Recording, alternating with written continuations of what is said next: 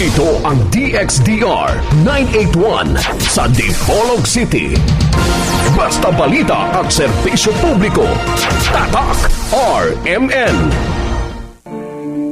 En Fátima dolorosa mostraste el fuego infernal, pidiendo para salvarnos tu corazón venerar. Ave María, Ave María, Ave María, Ave María.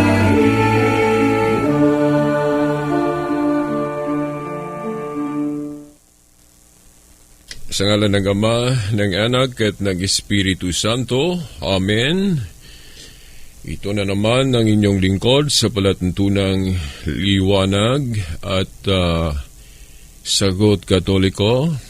Mga sagot katoliko, ang inyong kapatid na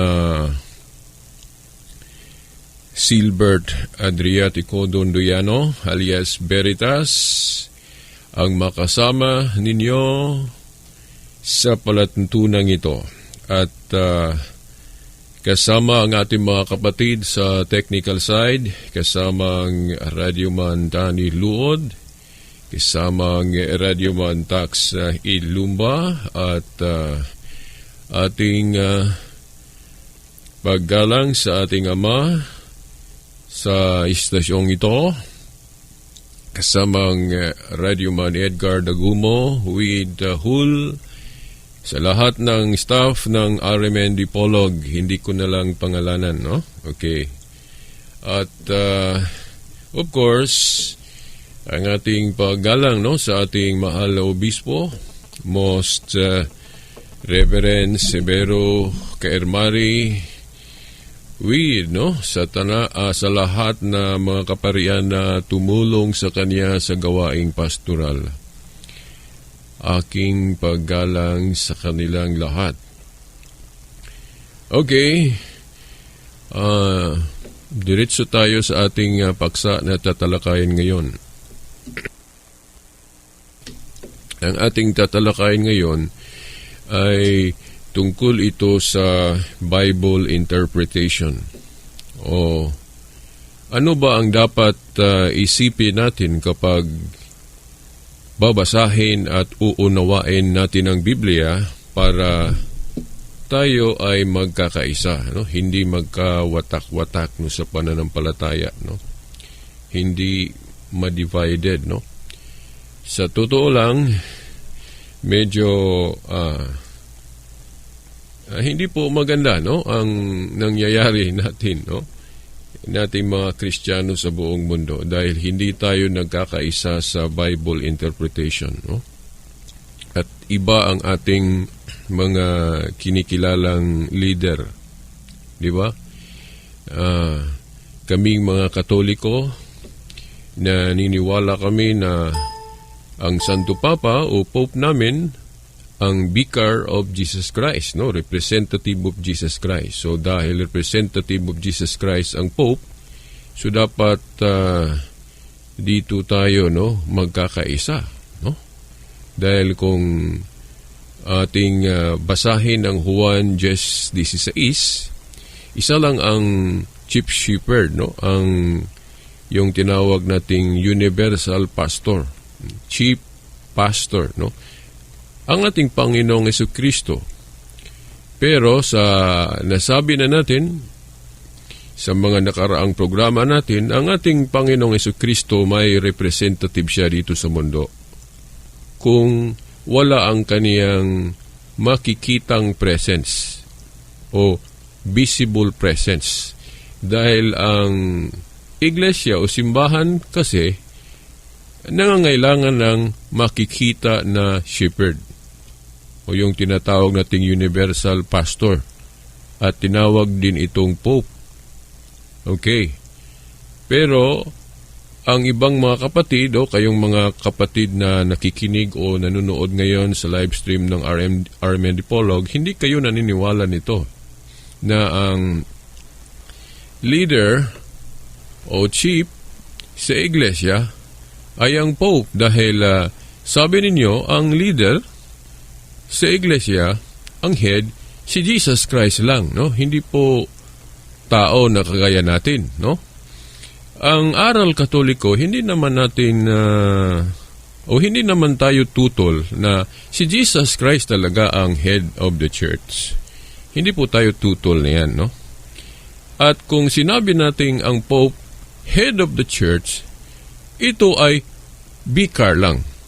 Ibig sabihin, representative lang ni Jesus Christ dito sa mundo habang wala ang personal presence o visible presence ng Panginoong Jesucristo.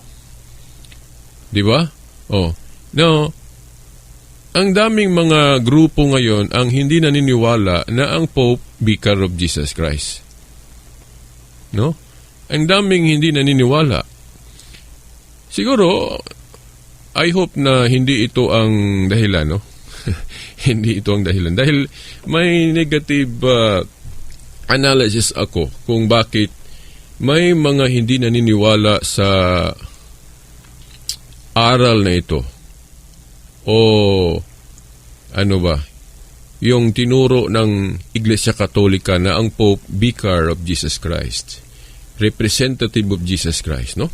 May negative akong naisip kung bakit may mga kapatid ang hindi naniniwala nito. Sana honest mistake lang, no? O kung baga hindi lang siguro nauunawaan. Kaya nag-object sila o tutol sila. Pero kung alam nila ang paliwanag tapos tutol pa rin sila, ito ay hindi na maganda. Hindi na maganda. Bakit hindi na maganda? Dahil kung alam mo ang totoo at obligado ka ng mabuhay sa totoong ito o sa katotohanan ito, dapat mo itong panindigan, no? Hindi natin dapat panindigan yung mali. Di ba? Sana honest mistake lang ang pagtutol sa ating mga kapatid na hindi Katoliko. Dahil ang honest mistake, no, sa aking nalalaman ay hindi po tayo guilty kung honest mistake, no?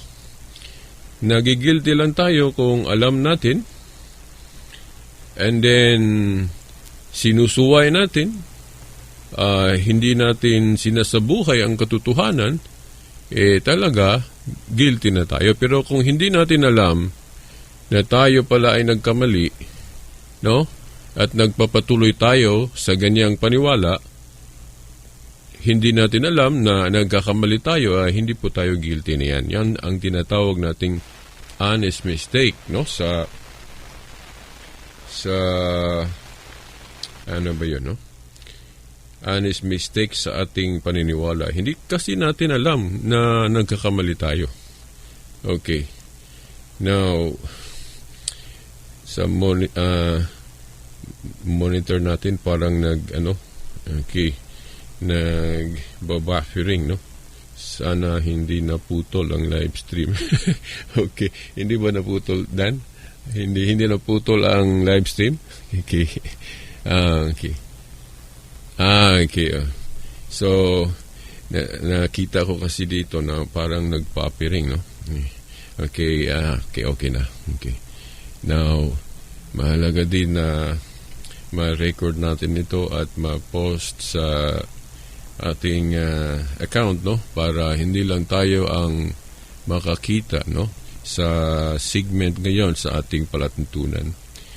Okay, now ipagpatuloy natin, no?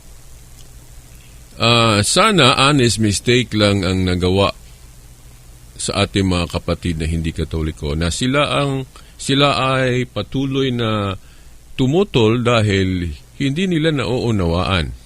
Ibig sabihin, para sa kanila, tama ang kanilang pagtutol.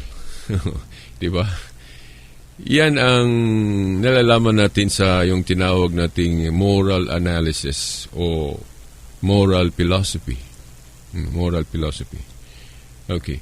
Now, ngayon, sa Bible interpretation, dapat huwag nating isipin na lahat may authority sa pag-interpret ng Biblia. No? Huwag nating isipin na ang lahat na babasa ng Biblia lahat may authority na sa pag-interpret nito. Siguro, hindi naman ang Diyos nagbabawal sa atin na babasahin natin ang Biblia. Talagang open po ang Biblia. Babasahin ito sa lahat. Pwede ang lahat makabasa. Wala po itong, yung sila lang or isang grupo lang o ilang tao lang ang pwedeng magbasa, no? Okay. Lahat pwedeng magbasa dahil ang salita ng Diyos para sa lahat ng tao ito. Pero pagdating sa pag-uunawa, pag-i-interpret, alin ang official na interpretation, aling interpretation ang dapat pagkakaisahan natin, ito po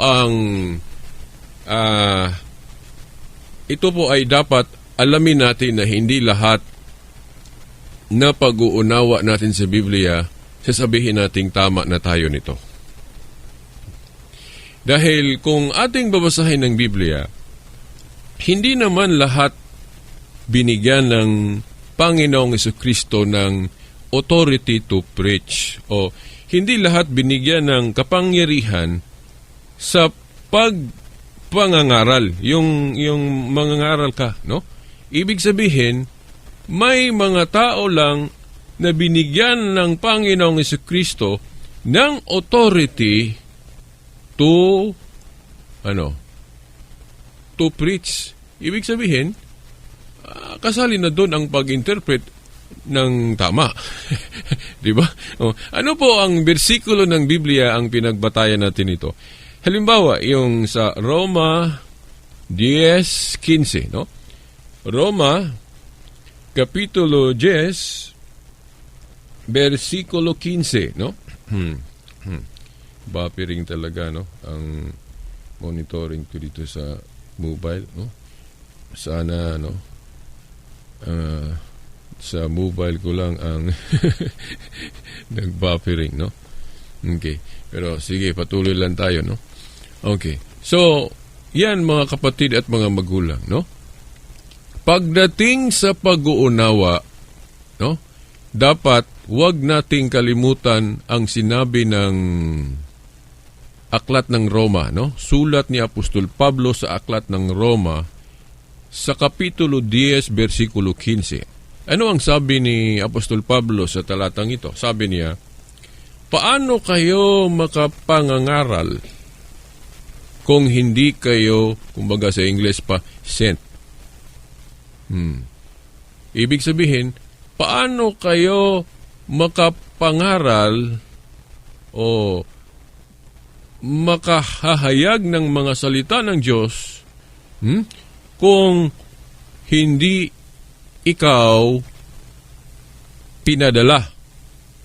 Ano ba yun, no? Parang Bisaya yung pinadala. Sa English, sent. Napapadala. Siguro, no? Sa Tagalog. Yan, no? Correct me if I'm wrong. Ibig sabihin, paano ka makapangaral kung wala kang authority nito? No? Wala kang authority nito. Di ba? Ang una kasing binigyan ng Panginoong Jesucristo ng kapangyarihan o authority sa pag-teach o sa pangangaral, mga kapatid at mga magulang, una yung mga apostol. Iba yung mga apostol, yung pinili niyang maging disipulo niya at naging mga apostol. No? Hindi po lahat. Take note, ha? Hindi po lahat. No? Hindi po sabi ng Panginoong Jesucristo, lahat, magbasa lang ng mga salita ng Diyos, magbasa lang ng Biblia, pwede ka nang mangaral. Pwede ka nang mangaral. Hindi po ganon. No? Dahil kung ganon, lahat pwede, bakit namimili pa ang Panginoon ng disipulo niya at naging mga apostol at kinukomisyon niya sa pangangaral? No? The fact na hindi lahat binigyan niya ng authority, una mga apostol lang, dapat tayo hahangad sa mga taong ito pagdating sa Bible interpretation. Kung ano ang tinuro ng mga apostol. Dahil sila ang may authority. Ibig sabihin, kung ano ang pinagkakaisahan na interpretation ng mga apostol, ano ang aral na tinuro nila sa Biblia, dapat paniwalaan natin. Siguro, mga hindi katolikong na nakikinig at nanonood ngayon, hindi po against, hindi po tutol sa sinabi kong ito. Di ba? No? Dapat, in conformity, dapat na ayon ang ating mga tinuro sa turo ng mga unang mga apostol o ng Biblia. Okay. Pero pagdating ngayon sa pagsasabi natin, ibig ba sabihin veritas yung turo ng Iglesia Katolika na ayon sa tinuro ng Biblia o tinuro ng mga apostol? Veritas. Dito tayo magkakaproblema dahil ang daming turo ng Iglesia Katolika ang hindi naayon sa turo ng mga apostol, turo ng Biblia. Di ba?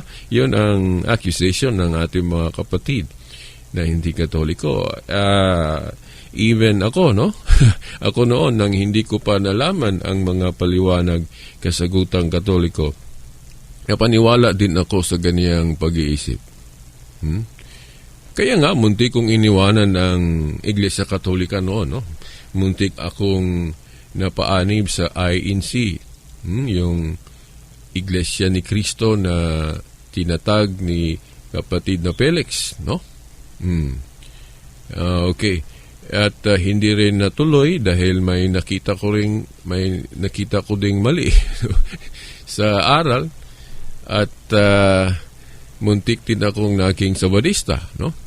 Pero yung Sabadista na Herbert Armstrong version, hindi yung kang Ellen White, no?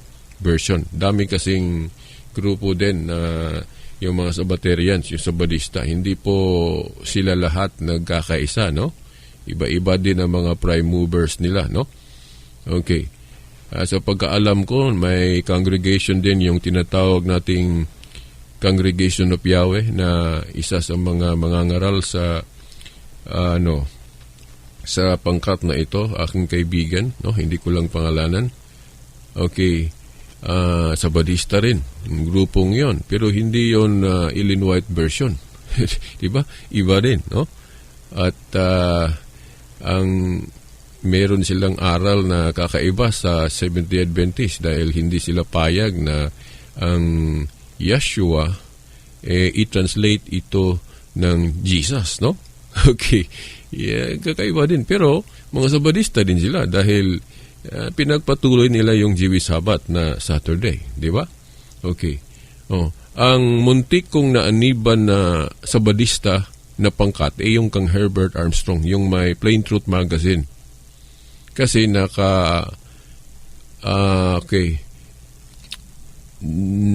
ano ba yun? Na-enroll kasi ako noon sa Bible correspondence ni Herbert Armstrong, yung pangkat nila tinawag na Worldwide Church of God, no?